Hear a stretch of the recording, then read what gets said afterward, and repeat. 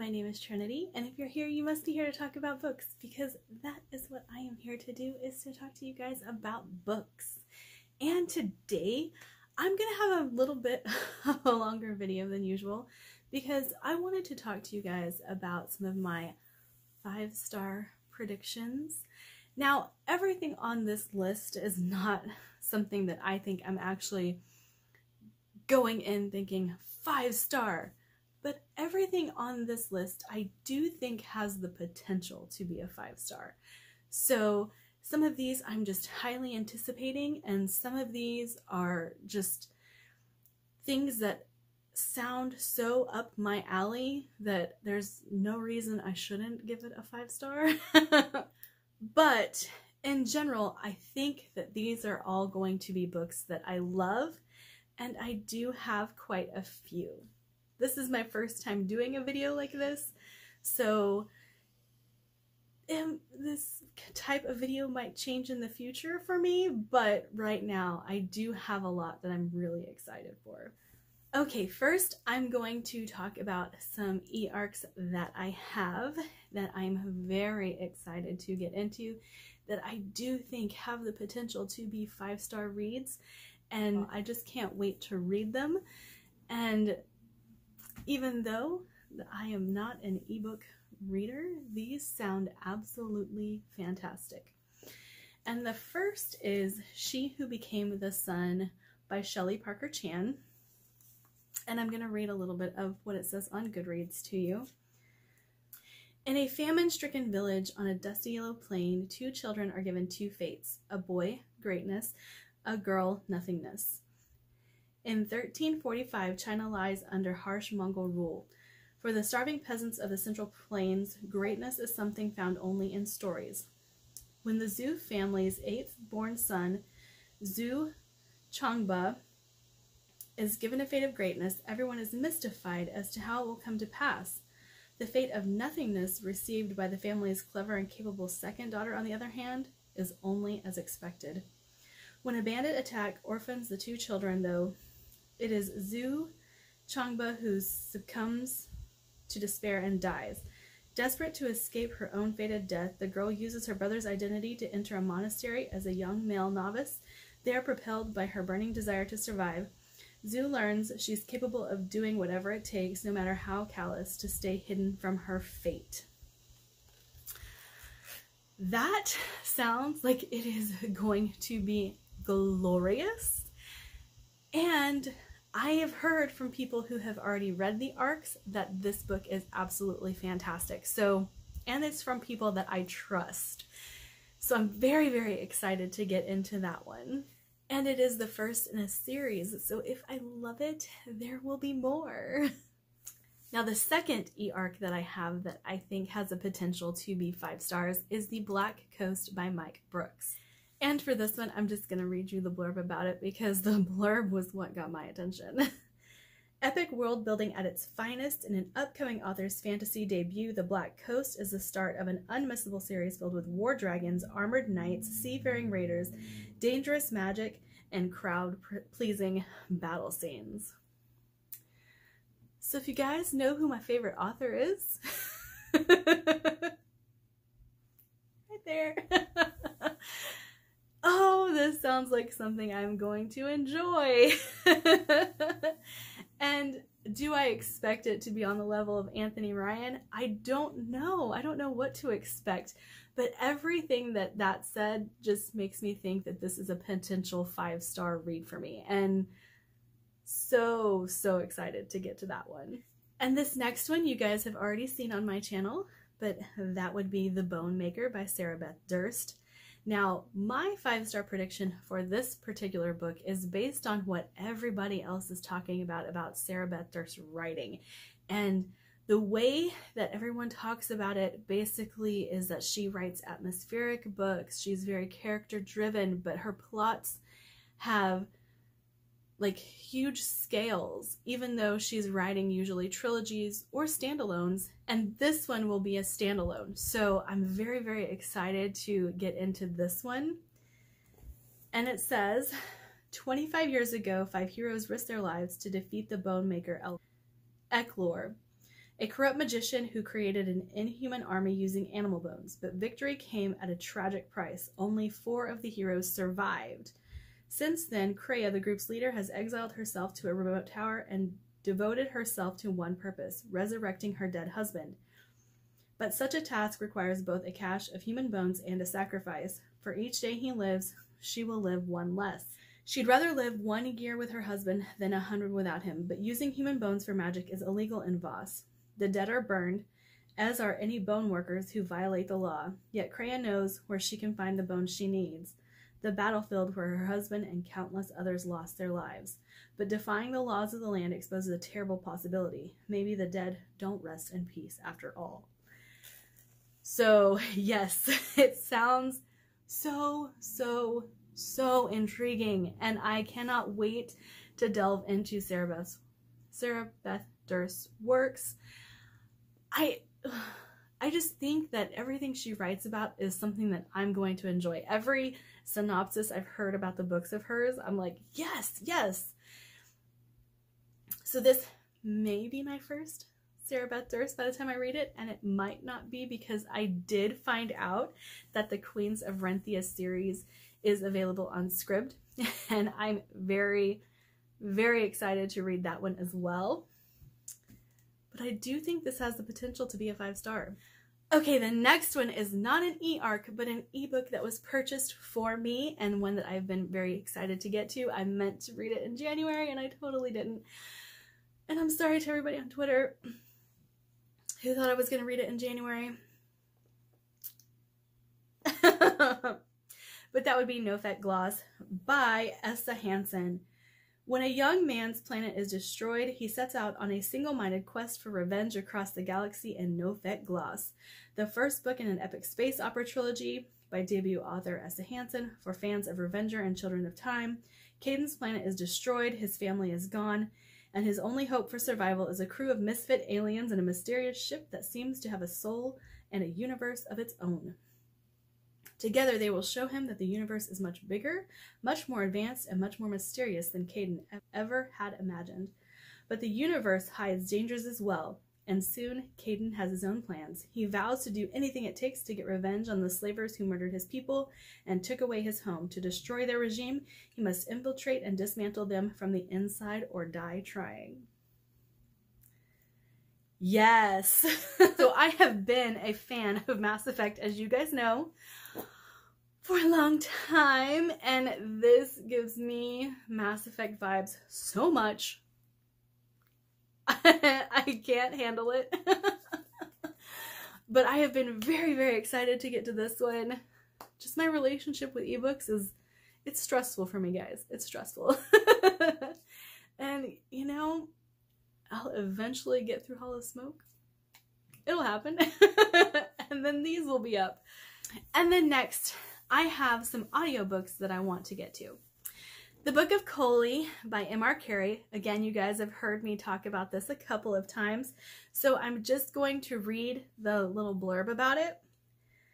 Beyond the walls of a small village of Mithrin Rood lies an unrecognizable world, a world where overgrown forests are filled with choker trees and deadly vines and seeds that will kill you where you stand.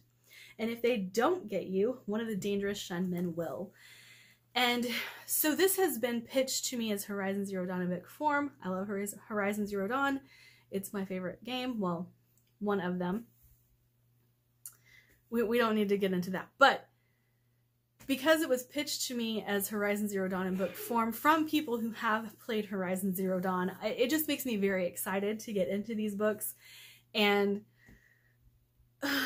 do I think it has the potential for a 5-star? Yes, I do.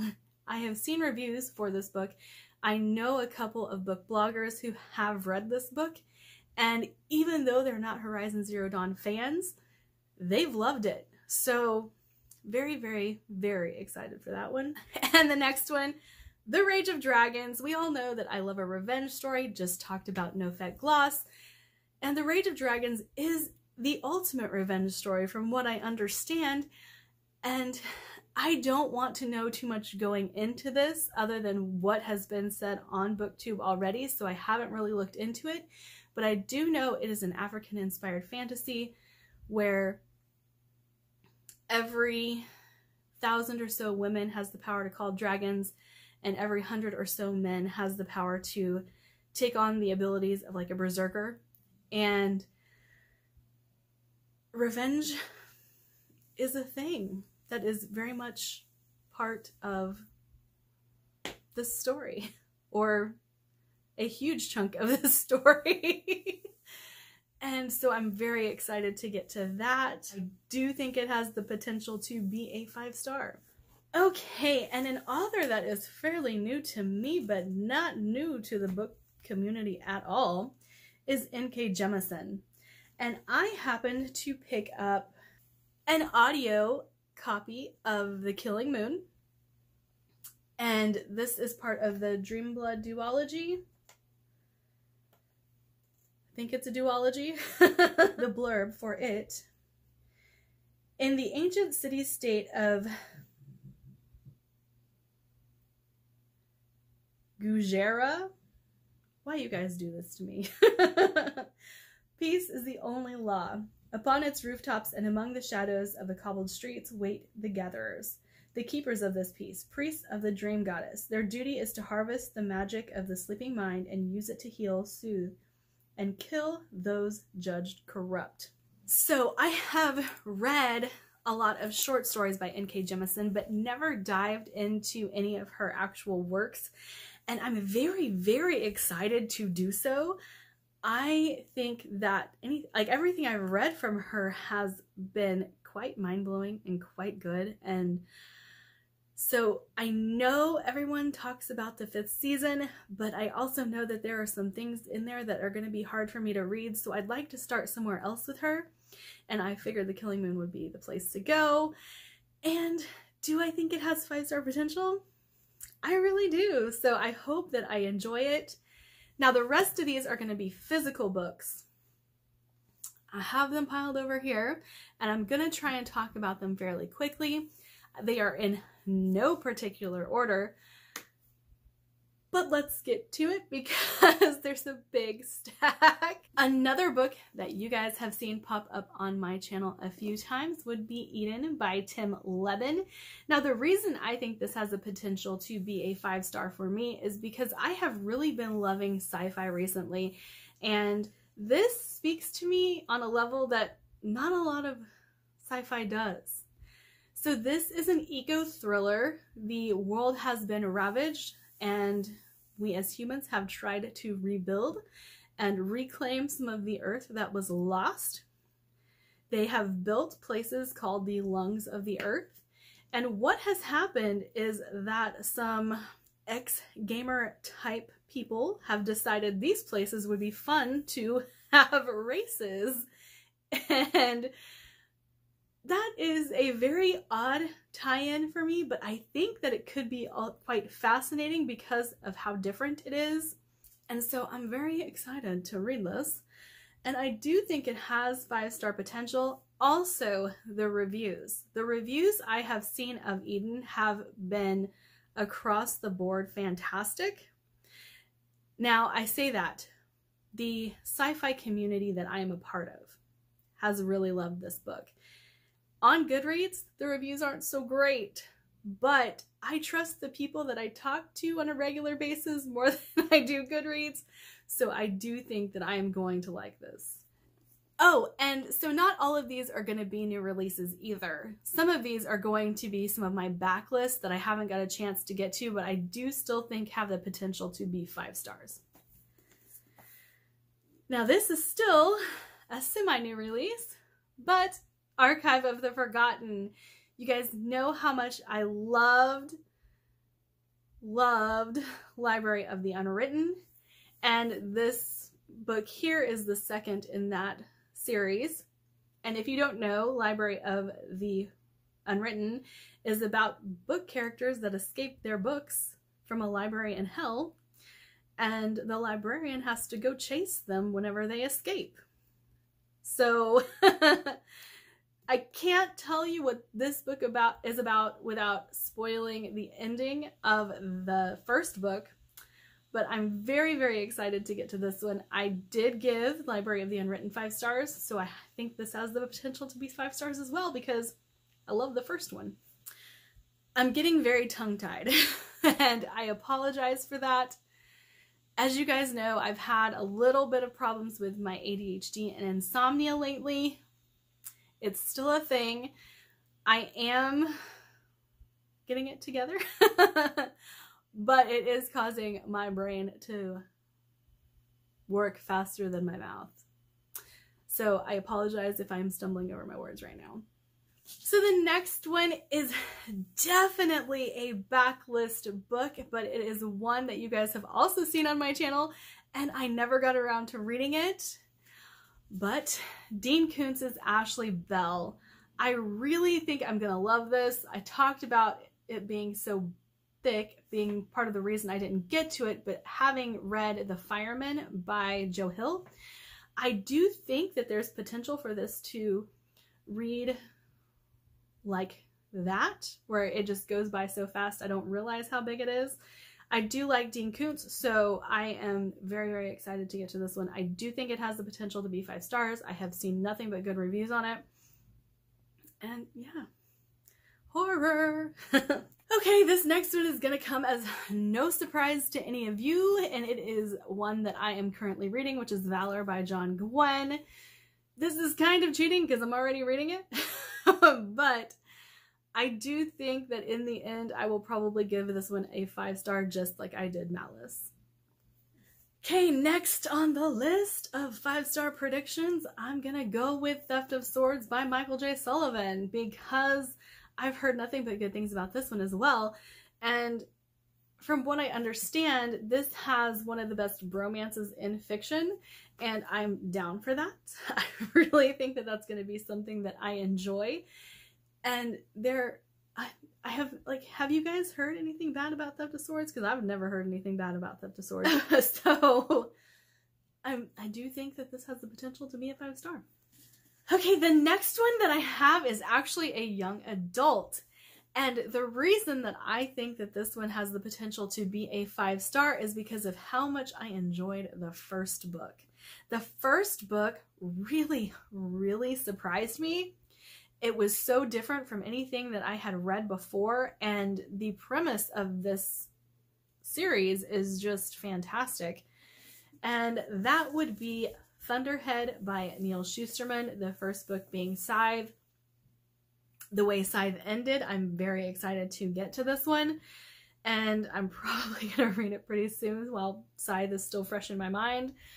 But if you don't know, Scythe is about a society that has defeated illness and death, and because of that, they face the problem of overpopulation. To deal with the overpopulation, they have created a group of people called Scythes, and they perform duties of a reaper and go around killing people. This is the way that they control the population. But once a Scythe kills you, you are dead. There is no coming back. And it's about the people who are recruited to actually be Scythes and what it's like to be a Scythe and what are the potential ramifications of having a job like this. And so I'm very excited to get to this one. I'm gonna say that about every book because these are 5 star predictions. So, okay, and I figured out the YouTuber who told me about this book, and that would be Megan, and I will link her channel down below. She is part of the Shelf Space Discord, and I don't know how I forgot that she was the one that talked to me about this or talked about it in a video, because it's in the background of all of her videos. But that would be The Alchemy of Masks and Mirrors by Curtis Craddock. And again, this is, I just recently talked about this, so I'm not going to get into this one, but it's fantasy. There's a blurb from Sanderson on the front, and Megan talks so highly about it that I really think that I'll enjoy it. There is a tie in my mind to Dragon Age and the Masked Empire. So there's that as well. So that's another reason that I think I will enjoy this. But yeah, could be a 5 star. Never know. All right, and I have a few friends who have talked to me about this book and the series actually. So when I picked it up, I had more people talking to me about it because they were excited about it, that I was reading it, and wanted to talk more about the fact that they loved it. So I'm going to go with Poison Study. And this one is actually a romance. It's a fantasy romance though, so about to be executed for murder, Yelena is offered an extraordinary reprieve. She'll eat the best meals, have rooms in the palace, and risk assassination by anyone trying to kill the commander of Ixia. So Yelena chooses to become a food taster, but the chief of security, leaving nothing to chance, deliberately feeds her butterfly's dust, and only by appearing for her daily antidote will she delay the agonizing death from the poison. As Yelena tries to escape her new dilemma, disasters keep mounting. Rebels plot to seize Ixia, and Yelena develops magical powers she can't control. Her life is threatened again, and choices must be made, but this time the outcomes aren't so clear. Okay, so by the back of the book, I'm sitting here going, this is just a little confusing, but there's quite a few booktubers who have been talking about this recently, and from what they say, I think I'm really going to enjoy that. I think I'm really going to enjoy this book, and like a lot of my friends have said, you're going to like this book. So it has the potential for a 5-star from what I've heard. Okay, the next one is another young adult. However, Brittany, I will link her channel down below, has talked about this trilogy a lot. And she is an avid epic fantasy reader. And for her to praise this trilogy so highly, I love young adult, so I read a lot of it. I really like having it between the higher fantasy books that I read, just kind of as a break. But the way she talks about this makes it sound like it could be for any age and might fall into new adult later in the series. And I'm going to go with Furyborn by Claire Legrand. Now, I did just recently purchase this, so I'm eager to get to it. I just don't know when I'm going to get to it because I have a lot of other books to get to. But let me read you the back. 2 young women, centuries apart, hold the power to either save their world or doom it. When assassins ambush her best friend, Riel Dardine risks everything to save him, exposing herself as one of a pair of prophesied queens, a queen of light and a queen of blood. To prove she is the Sun Queen, Riel must endure 7 elemental magic trials. If she fails, she will be executed, unless the trials kill her first. 1,000 years later, the legend of Queen Riel is a fairy tale to Elena Ferracora, a bounty hunter for the Undying Empire. Elena believes herself untouchable until her mother vanishes. To her, Elena joins a rebel, or to find her, Elena joins a rebel captain and discovers that the evil at the Empire's heart is more terrible than she ever imagined. As Riel and Elena fight in a cosmic war that spans millennia, their stories intersect, and the shocking connections between them ultimately determine the fate of their world and each other. Sounds quite good. So this is another that, do I actually have a 5-star prediction for this? I don't know.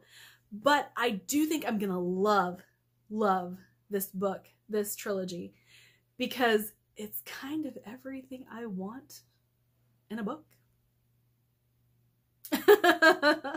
So this next one has the potential to be a 5-star or a complete flop. And let me tell you why. I am not a setting-driven reader. I am not a character-driven reader. Do I like character-driven stories? Sure I do. Love Joe Abercrombie. I do think that this book has the potential to be a 5-star because I do like rich settings, even though I don't like setting-driven books. I do like rich settings. I do like rich character exposition. But the reason I think I'm gonna love this book is because it's based in folklore.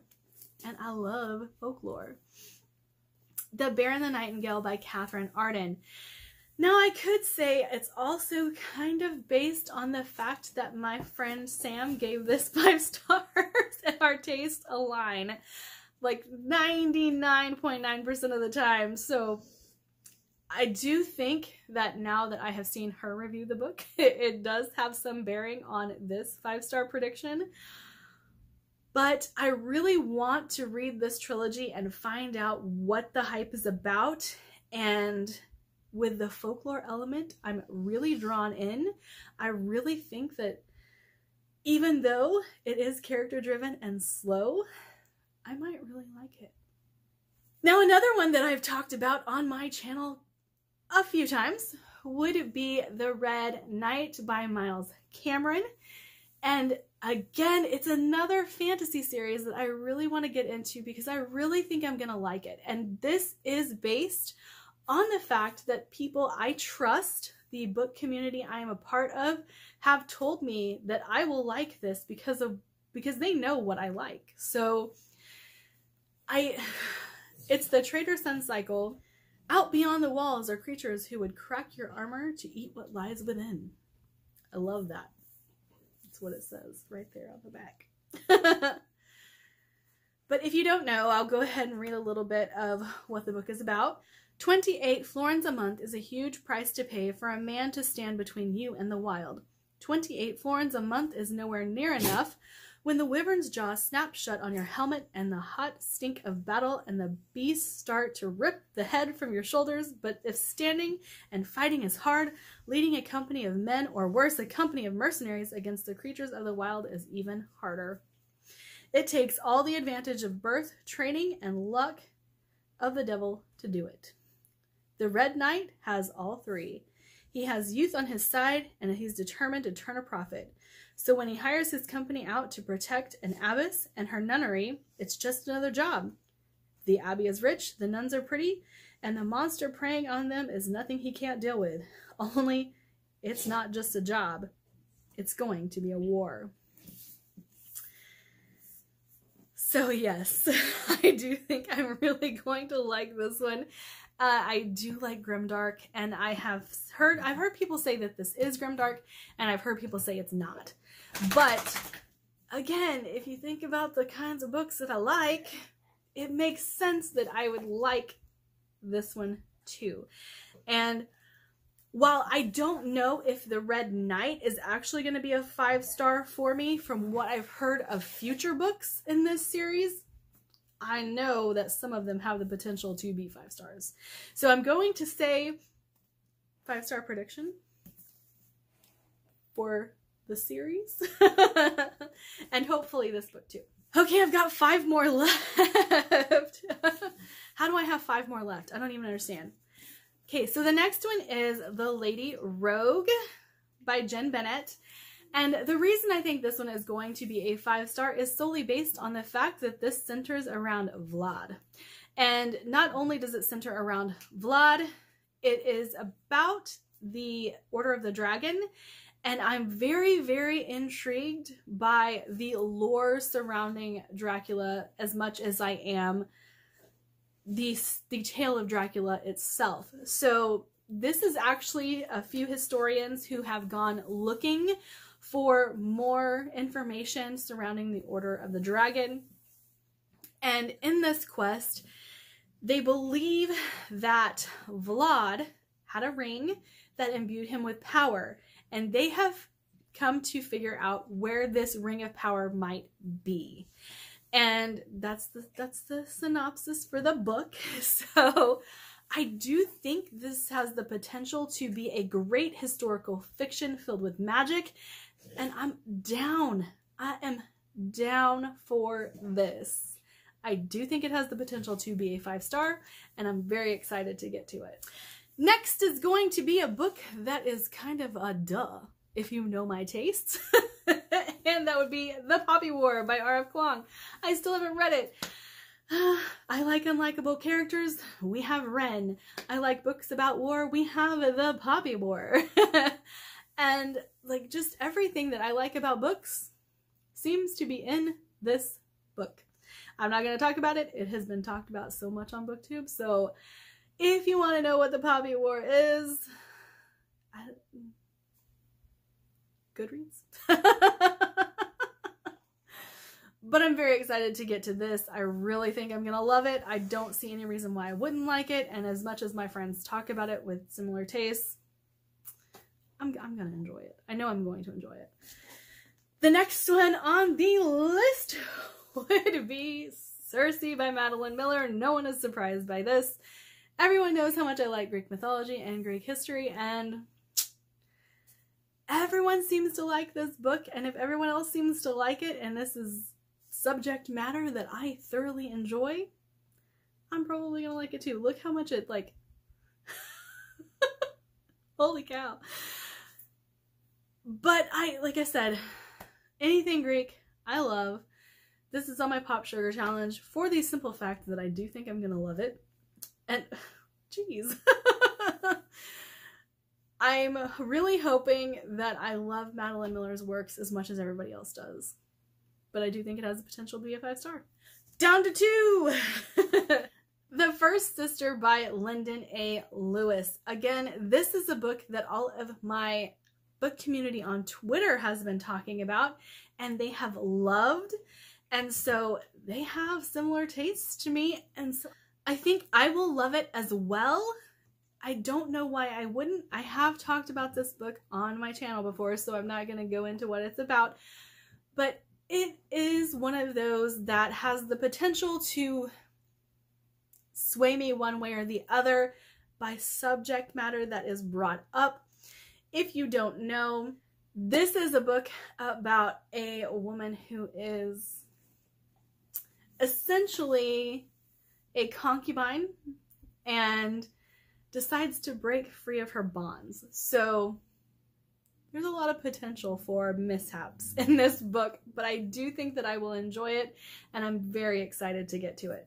And last but not least, and one that might surprise everyone who has watched even a single video of mine because of what I have to say about the first book in this series, that would be Before They Are Hanged by Joe Abercrombie. Did I love the blade itself? Yes, I did. By the way I talk about it, you probably think that I hated it. No, I did not. I did hate that there was no plot. That is what drove me nuts. I could not handle the fact that there was no plot. So when we got to the end of the book, I threw it across the room. And that happened. It's legit. I really did do that.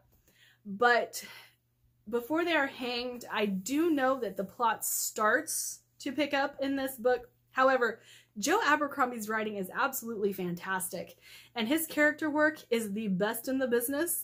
There is no one who can compare to Joe Abercrombie for character work. And unlikable characters, you guys know how much I like unlikable characters, so Joe Abercrombie fits the bill.